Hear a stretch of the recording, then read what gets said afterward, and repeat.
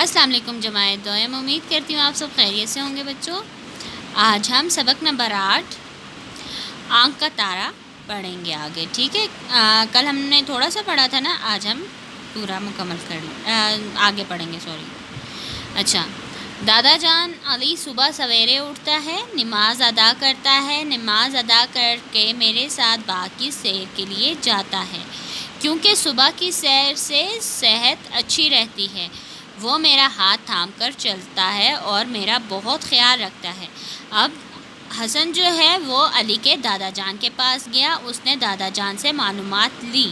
کیا معلومات اسے ملی؟ کہ وہ صبح سویرے اٹھتا ہے، نماز ادا کرتا ہے، یعنی کہ نماز پڑھتا ہے، نماز ادا کرنے کے بعد وہ دادا جان کے ساتھ کدھر سیر کرنے کے لیے جاتا ہے؟ جی، وہ باغ میں جاتا ہے کیونکہ صبح کی سیر، اگر ہم لوگ بھی صبح کی سیر کریں نا تو ہماری بھی صحت بہت اچھی رہے گی، لیکن ہم لوگ تو کرتے نہیں ہیں۔ اچھا، صبح کی سیر سے صحت اچھی رہتی ہے اور وہ میرا ہاتھ، یعنی کہ وہ دادا جان کا ہاتھ تھام کر چلتا ہے اور بہت سارا خیال رکھتا ہے دادا جان کا۔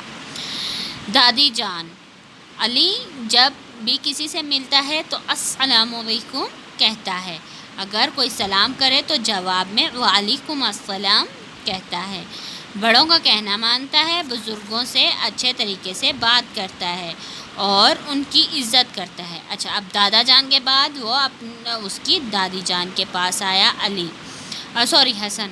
تو حسن نے کیا معلومات اکٹھی کی؟ کہ وہ دادی جان نے کہا وہ جب بھی کسی سے ملتا ہے تو سلام کرتا ہے، اگر کسی نے اسے سلام کر دیا ہے تو وہ اس کا جواب دیتا ہے، ٹھیک ہے۔ کہنا بڑوں کا وہ ہر روز مانتا ہے، کبھی وہ نہ نہیں کہتا۔ بزرگوں سے اچھے طریقے سے بات کرتا ہے، یعنی کہ اپنے بڑوں سے بہت اچھے طریقے سے بات کرتا ہے اور ان کی عزت بھی کرتا ہے۔ کیا بچوں آپ لوگ بھی ایسے ہی کرتے ہو؟ مجھے یہ لازمی بتانا، ٹھیک ہے، کون کون ایسا کرتا ہے۔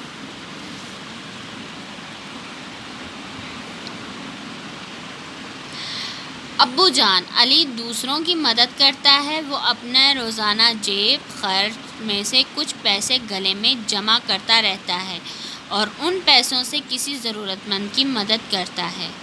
اپنے بہن بھائیوں سے جھگڑا نہیں کرتا اور اسکول کا کام کرنے میں ان کی مدد کرتا ہے۔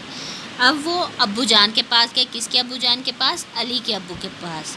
تو علی کے ابو نے کیا کہا کہ وہ دوسروں کی بھی مدد کرتا ہے اور اسے جو روزانہ پاکٹ منی ملتی ہے، ٹھیک ہے، اگر اس کو 10 روپیز ملتے ہیں تو اس میں سے وہ 5 روپیز گلے میں ڈال دیتا ہے اور 5 وہ خود رکھتا ہے، ٹھیک ہے نا۔ 5 روپے وہ کھا لیتا ہے اور 5 روپے گلے میں ڈال لیتا ہے، ایسے۔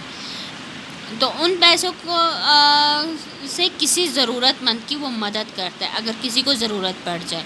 اپنے بہن بھائیوں سے کبھی جھگڑا نہیں کرتا، لڑتا نہیں ہے، جھگڑتا نہیں ہے اور اسکول کا کام کرنے میں ان کی مدد کرتا ہے، ٹھیک ہے۔ کل انشاءاللہ ہم آگے پڑھیں گے، اپنا بہت سارا خیال رکھیے گا۔ اللہ حافظ۔